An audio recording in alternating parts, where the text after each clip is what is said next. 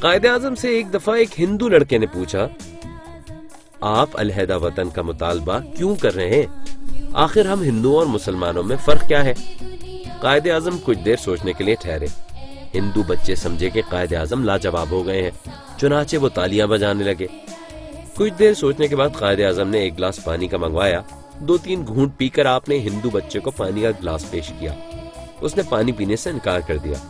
قائد اعظم نے وہ پانی ایک مسلمان بچے کو پیش کیا تو اس نے خوشی خوشی وہ پانی پی لیا۔ آپ نے فرمایا، ہم مسلمانوں اور ہندوؤں میں یہی فرق ہے۔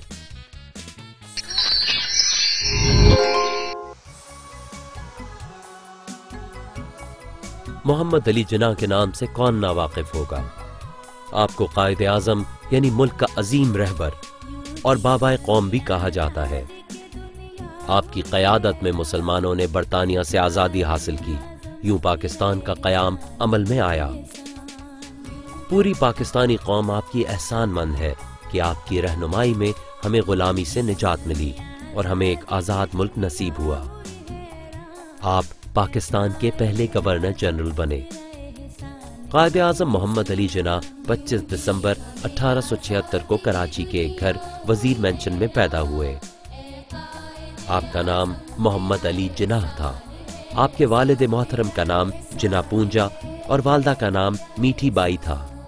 آپ کی 3 بہنیں اور 3 بھائی تھے۔ بہنوں کا نام مریم، فاطمہ اور شینی جناح اور بھائیوں کا نام احمد علی، بندے علی اور رحمت علی تھے۔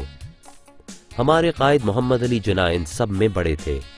آپ کے والد گجرات کے ایک مالدار تاجر تھے۔ وہ قائد اعظم کی ولادت سے کچھ عرصے پہلے کاٹھیا واڑ سے کراچی منتقل ہو گئے تھے۔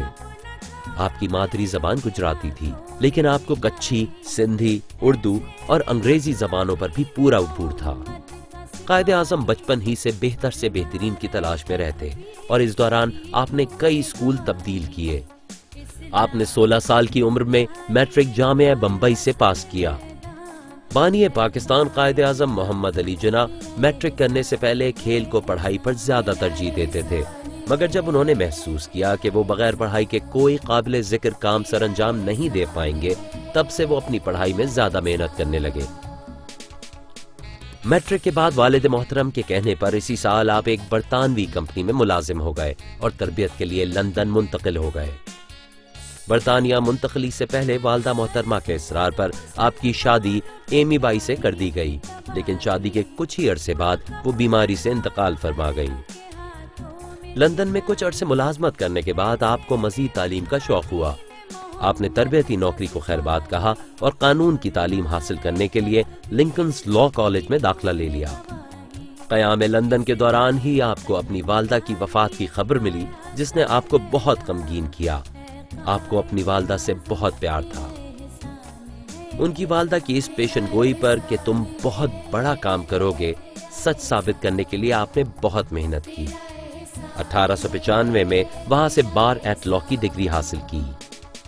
آپ 19 سال کی عمر میں کم سن ترین ہندوستانی بار ایٹ لاء تھے۔ 1896 میں محمد علی جناح نے ہندوستان کی سیاست میں حصہ لینا شروع کیا۔ آپ شروع میں ایک آزاد اور خود مختار ہندوستان کے حامی تھے۔ آپ کی نظر میں انگریزوں سے آزادی حاصل کرنے کے لیے بہترین راستہ قانونی اور آئینی ہتھیاروں کا راستہ تھا۔ انہی دنوں میں آل انڈیا مسلم لیگ ایک اہم جماعت بن کر ابھری تو آپ نے مسلمانوں کی اس نمائندہ جماعت میں شمولیت اختیار کر لی۔ سن 1901 میں جب آپ کے مالی حالات کچھ بہتر ہوئے تو آپ نے اپنے والد اور بہن بھائیوں کو بمبئی اپنے پاس بلا لیا، مگر کچھ عرصے بعد آپ کے والد بھی آپ کا ساتھ چھوڑ گئے۔